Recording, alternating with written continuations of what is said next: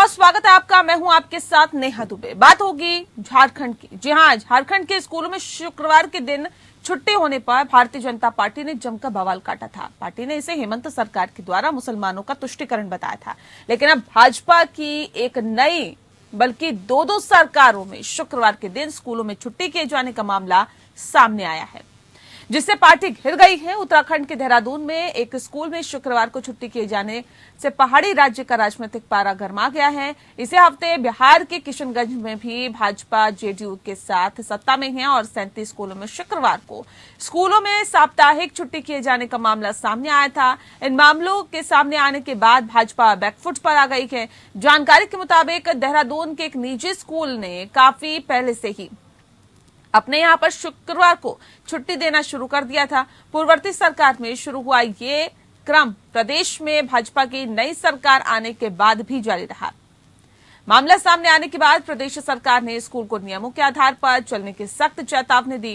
पहले झारखंड और बाद में बिहार में स्कूलों में शुक्रवार को छुट्टी किए जाने का मामला सामने आने के बाद देहरादून के स्कूल का मामला भी सुर्खियों में आ गया। पुष्कर सिंह धामी सरकार प्रदेश में यूनिफॉर्म सिविल कोड लाने की पहल कर चुकी है। इसके लिए विशेष कमेटी का गठन भी किया जा चुका है। सरकार के इन प्रयासों के बीच प्रदेश की राजधानी में ही एक स्कूल के द्वारा धार्मिक आधार पर भेदभाव का ये मामला सामने आने के बाद भाजपा विपक्षियों के निशाने पर आ गई है। इसी हफ्ते बिहार के किशनगंज में भी स्कूलों के द्वारा शुक्रवार को छुट्टी दिए जाने के मामले सामने आए थे और भाजपा एक तरफ झारखंड में शुक्रवार को स्कूलों में छुट्टी होने पर झारखंड मुक्ति मोर्चा सरकार को कटघरे में खड़ा कर रही है, जबकि उसकी अपनी सरकारों में इसी तरह की घटना होने पर उसने अब तक अपना स्टैंड साफ नहीं किया है। प्रदेश में मुस्लिम समुदाय के द्वारा चलाए जा रहे उर्दू स्कूलों में पहले से ही शुक्रवार को छुट्टी होती है, लेकिन ताजा विवाद उन स्कूलों में भी छुट्टी किए जाने के आरोप लग रहे हैं जिनमें केवल बहुसंख्यक होने के आधार पर शुक्रवार को छुट्टी दिए जाने की बात कही गई है। इसे प्रदेश सरकार का अल्पसंख्यकों के प्रति ज्यादा नरम होने की नीति के तौर पर देखा जा रहा है, लेकिन यही स्थिति भाजपा के लिए सांप चुचुंदर वाली हो गई है। उससे ये मामला ना उगलते बन रहा है और ना ही निगलते बन रहा है।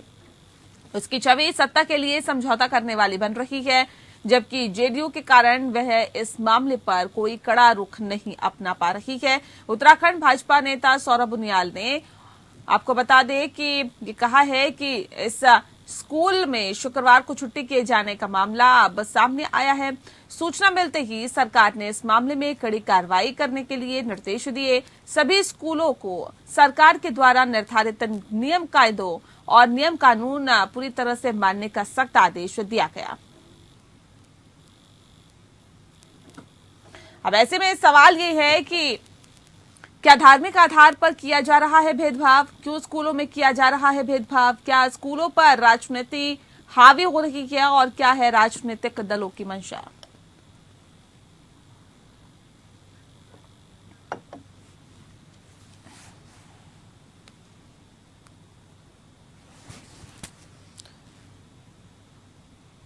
तो भारतीय जनता पार्टी की सरकार उत्तराखंड में भी है, बिहार में भी है और ऐसे में आपको बता दें कि ये जो पूरा मामला सामने आया है वो ये बताता है कि कहीं ना कहीं भारतीय जनता पार्टी की सरकारों में भी शुक्रवार को छुट्टी देने की जो परंपरा है चली हुई आ रही है। कुछ स्कूलों में ये छुट्टी शुक्रवार की दी जा रही है, लेकिन अब सवाल ये कि अगर झारखंड की मौजूदा सरकार पर अगर भारतीय जनता पार्टी सवाल उठाती है तो अपने गिरेबान में क्यों नहीं झांका जाता। इस विषय पे आज हम तफसील से चर्चा करेंगे। खास मेहमान हमारे साथ मौजूद है, उनसे आपका परिचय करा देते हैं। इस वक्त हमारे साथ सरोज सिंह जी हैं, प्रवक्ता हैं भारतीय जनता पार्टी की। बहुत स्वागत है आपका। राकेश सिंह जी हमारे साथ जुड़ गए हैं, प्रवक्ता है कांग्रेस के। आपका भी बहुत स्वागत है राकेश सिन्हा साहब। और डॉक्टर तनुज खत्री जी हमारे साथ है, प्रवक्ता है जेएमएम के। आपका भी बहुत स्वागत है। इस खास कार्यक्रम की शुरुआत डॉक्टर तनुज खत्री आपके साथ करते हैं। खत्री साहब, ये किस तरह से इसे देखते हैं आप? क्या वाकई आपको लगता है कि झारखंड में जब सरकार ये फैसला लेती है तब तो भारतीय जनता पार्टी सवाल खड़े कर देती है, लेकिन उनकी ही पार्टी में क्या हो रहा है, उनकी सरकार में क्या हो रहा है, उनके राज्य में क्या हो रहा है, इससे कोई मतलब नहीं?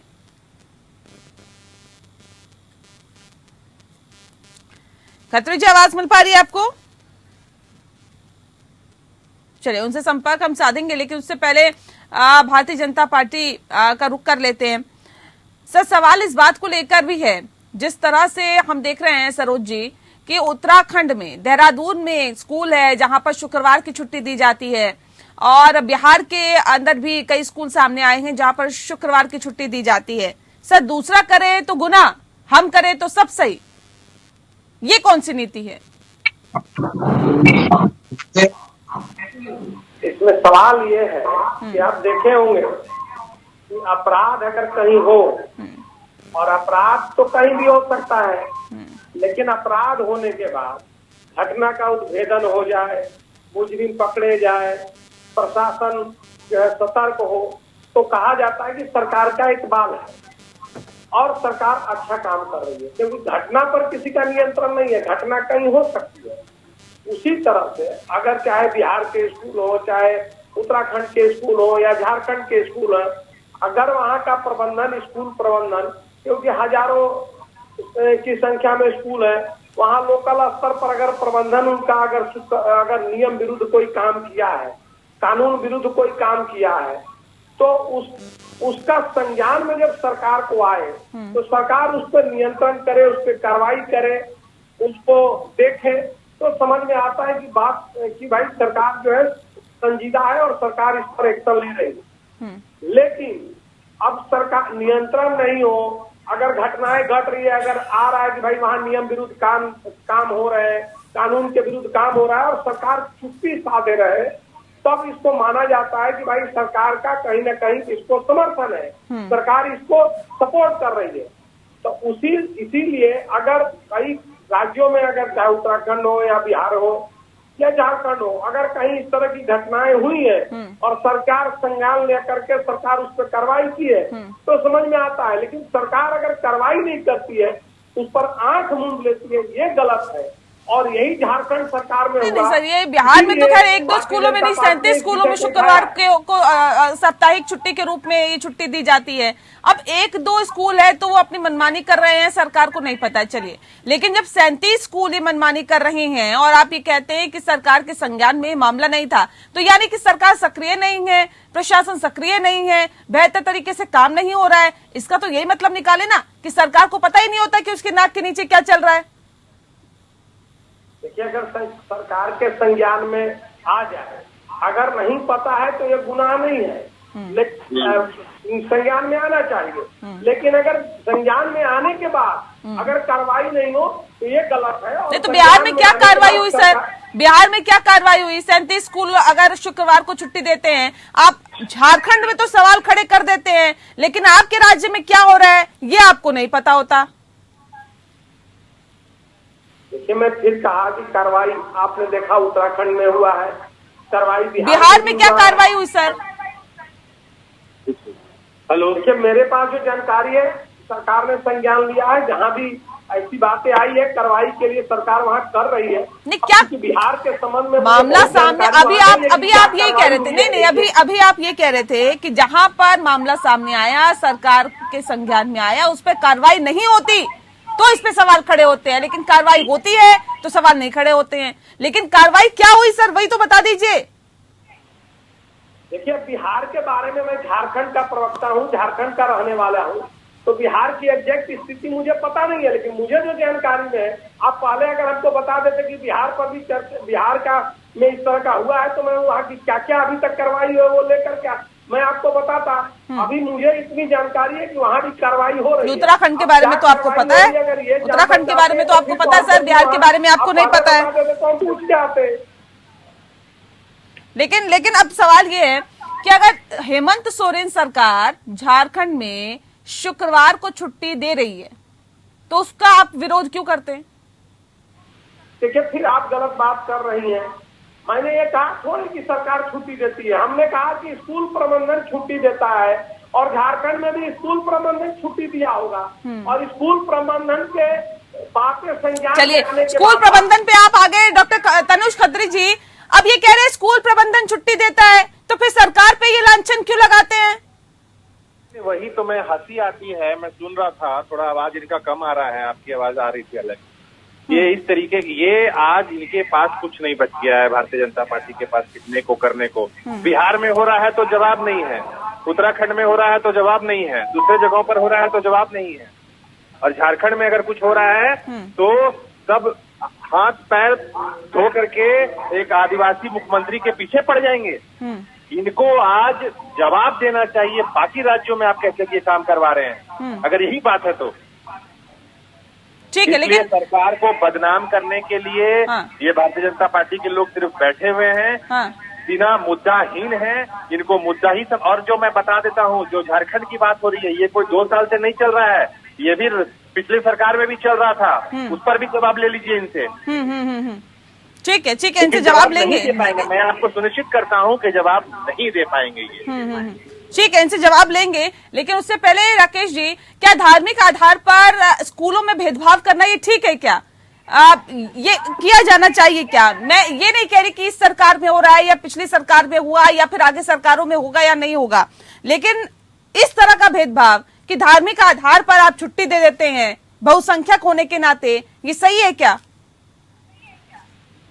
देखिए, मुझे यह लगता है कि स्कूल शिक्षा का क्षेत्र है, जहां बच्चे अपने भविष्य को लेकर के, अपने भविष्य को उड़ान भरने को लेकर के स्कूल जाते हैं, तो स्वाभाविक तौर पे स्कूल को ये धार्मिक मुद्दाओं से दूर रखना चाहिए।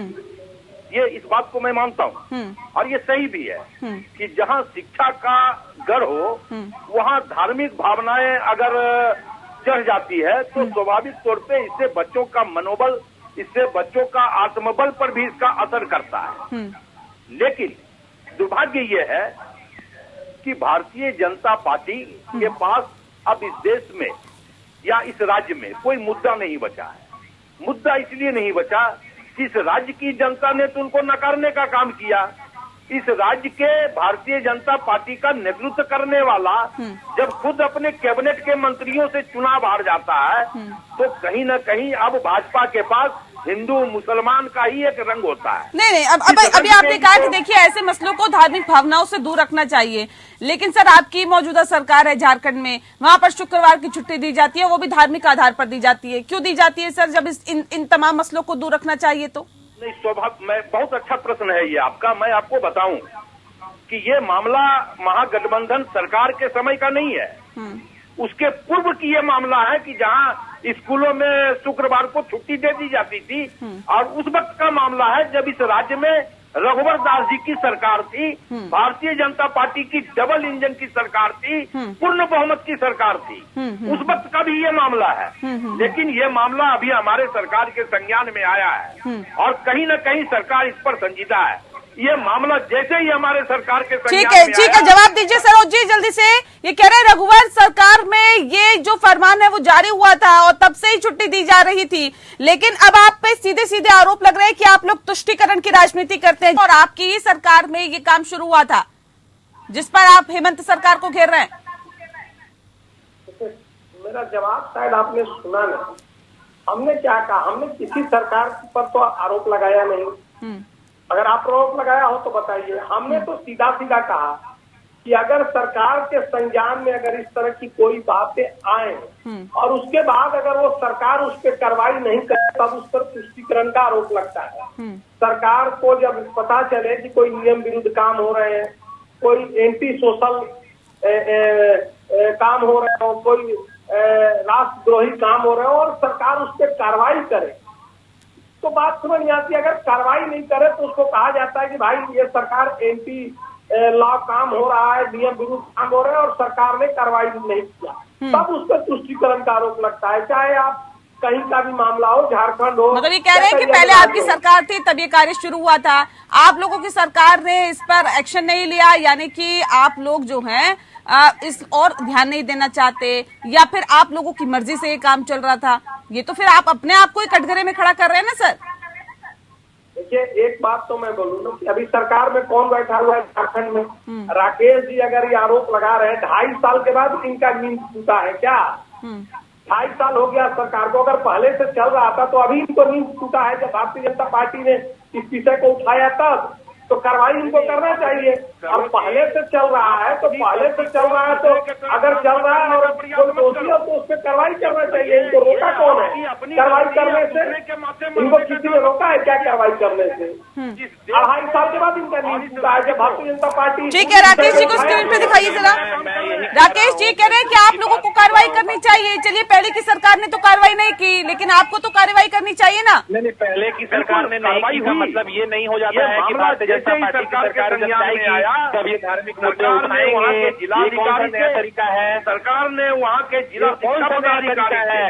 आप क्यों दोनों की सरकार में विस्तृत प्रतिवेदन देने को कहा था अपनी सरकार के खिलाफ? अविलंब के नाम पर जिलाधिकारी भी और जिला शिक्षा पदाधिकारी भी कि आप विस्तृत प्रतिवेदन सरकार को समर्पित करो कि कैसे इस तरह की घटनाएं हो रही है स्कूलों। तो सरकार ने तो संज्ञान लिया। अगर हमारे संज्ञान में कोई भी बात आती है तो उसकी एक प्रक्रिया है और स्वाभाविक तौर पे प्रक्रिया के तहत हम लोगों ने संज्ञान लिया है। अब हम लोग भारतीय जनता पार्टी तो है नहीं। क्या संज्ञान लिया सर? संज्ञान लेने के बाद क्या हुआ? नहीं, बिल्कुल होगी। क्या होगी? आप धैर्य रखें। नहीं, क्या होगा बताइए ना। क्या चाहते हैं? नहीं, आपने इससे पहले कहा कि धार्मिक आधार पर अगर भेदभाव होता है स्कूलों में, धार्मिक आधार पर नहीं होना चाहिए, आपने ही कहा ना। लेकिन अगर आपके संज्ञान में मामला आया तो फिर आपने क्या किया सर? कहा कि सरकार के मामले सामने जैसे ही सरकार ने जिलाधिकारी से और जिला शिक्षा पदाधिकारी से दोनों से इस पर विस्तृत ब्यौरा मांगा है, विस्तृत ब्यौरा आया है। सरकार उस पर कार्रवाई करेगी कि किस परिस्थिति में इसमें कौन कौन से लोग दोषी हैं। इसमें जिला स्कूल का प्रबंध समिति दोषी है, उसमें हेडमास्टर दोषी है, इसमें कौन व्यक्ति दोषी है। आखिर इसकी जांच तो होगी ना। तो स्वाभाविक तौर पे इसकी जांच होगी और जांच के उपरांत जो दोषी व्यक्ति होंगे उन पर कार्रवाई होगी। ठीक है, आपने सुना अभी सरोज जी कह रहे हैं कि कार्रवाई होगी, लेकिन अब सवाल इस बात को लेकर है कि क्या नहीं लगता पहले जब सीधे सीधे आरोप लगाया जाता है उससे पहले अपने भी गिरेबान में झांक लेना चाहिए कि क्या हम जब आरोप लगा रहे हैं या फिर एक उंगली उठाते हैं तो 4 तो हमारी तरफ ही रहती है। कम से कम उसको तो ध्यान में रखना चाहिए कि हमारी जहां पर सरकार चल रही है वहां तो ये सुनिश्चित हो कि कम से कम वहां पर तो ये भेदभाव राजनीति के आधार पर, धार्मिक तौर पर ना हो, राजनीति वहां पर स्कूलों में हावी ना हो, धार्मिक तौर पे ये भेदभाव ना हो। कम से कम स्कूलों तक, शिक्षा के मंदिर तक तो कम से कम ये सब भेदभाव ना पहुंचे। देखिए, मैं फिर वही बात, मैं आरोप कहाँ लगा रहा हूँ? मैंने आरोप लगाया नहीं। मैंने तो ये कहा कि जहाँ पर इस तरह के काम हो रहे हैं उस पर अगर सरकार कार्रवाई अगर नहीं कर रही है तो सरकार दोषी है। मैं तो का स्कूल प्रबंधन या यहाँ वहाँ लोकल स्तर पर किसी तरह का ये किया है, ये तो सब तय है कि चाहे झारखंड हो, चाहे बिहार हो, चाहे उत्तराखंड हो, वहाँ सरकारी नियम तो है नहीं कि शुक्रवार को छुट्टी होगा। राज्य सरकार की तरफ से कोई आदेश है नहीं। लोकल स्तर पर यह व्यवस्था है और लोकल स्तर पर व्यवस्था के बाद अगर सरकार के संज्ञान में अगर कोई दल या किसी तरह से आता है ये बातें, कोई दल उठाता हो या कोई व्यक्ति उठाता हो या नहीं, देखिए देहरादून की ये बात मान सकते हैं कि एक स्कूल में है तो लोकल स्तर पे होगी, लेकिन अब बिहार में अगर 37 स्कूलों में है यही प्रथा तो वो लोकल स्तर पे होगी। इस बात से आप इस बात को कह सकते हैं, लेकिन इस बात से इनकार नहीं किया जा सकता है कि सरकार देखकर भी आंखें मूंदे बैठी है। ये मजबूरी है क्या आप लोगों की, क्योंकि गठबंधन में है? देखिए एक बात बता दूं, क्या भारतीय जनता पार्टी को अगर कोई कहे कि इस पर आंख मूंद करके बैठेगा तो यह हास्यास्पद बात हो जाएगी। अच्छा, बात हो जाएगी। लेकिन मैं दूसरी सरकारों के बारे में भी नहीं कहता। मैं तो ये कहता हूँ कि जिसको भी अगर ये बातें सामने आई तो सरकार को कार्रवाई करनी चाहिए। अगर जो सरकार कार्रवाई नहीं करती है माना जाएगा कि वो तुष्टीकरण कर रही है और उसके इशारे पर ये हो रहा है। ठीक है, तुष्टीकरण कर रही है और उसी के इशारे पर ये हो रहा है। लेकिन हम वाकई नजर लगाए हुए हैं कि बिहार में किस तरह की कार्रवाई होती है उन स्कूलों पर जो कि शुक्रवार की छुट्टी दे रहे थे और किसके इशारों पर दी जा रही थी, ये भी देखने वाली बात होगी। बहरहाल बहुत शुक्रिया आप दोनों का हमारे साथ इस खास चर्चा में शामिल होने के लिए। खत्री साहब आपका भी बहुत शुक्रिया, आप हमारे साथ जुड़े। इस बीच आपको बता दें कि देश आजादी के 75 साल का जश्न अमृत महोत्सव मना रहा है। एपीएन न्यूज द्वारा कराए जाने वाला वार्षिक कॉन्क्लेव भी इस साल अमृत महोत्सव से प्रेरित है। स्वदेश कॉन्क्लेव का मकसद खुले, जीवंत और व्यवहारिक चर्चाओं के माध्यम से राष्ट्र निर्माण के विभिन्न पहलुओं को स्थान प्रदान करना है और इस साल हम नए भारत का विजन थीम के साथ इस समारोह को आयोजित कर रहे हैं। दिल्ली के विज्ञान भवन में 8 अगस्त को आयोजित की जा रही स्वदेश कॉन्क्लेव में कई नेतागण और अन्य प्रतिष्ठित हस्तियां अपने विचार रखेंगे और नए भारत के अपने दृष्टिकोण को साझा करेंगे। इस मौके पर विभिन्न क्षेत्रों में उपलब्धियां हासिल करने वाले व्यक्तियों और संस्थाओं को स्वदेश अवार्ड से सम्मानित भी किया जाएगा।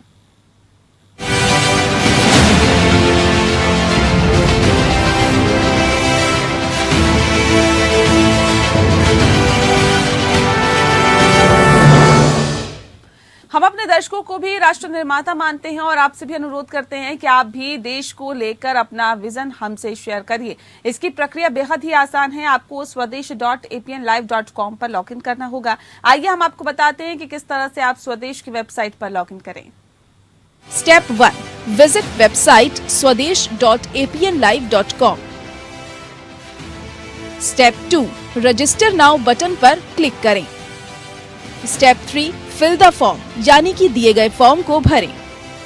स्टेप 4, कॉन्ग्रेचुलेशंस, आपको साइट पर रजिस्टर कर लिया गया है।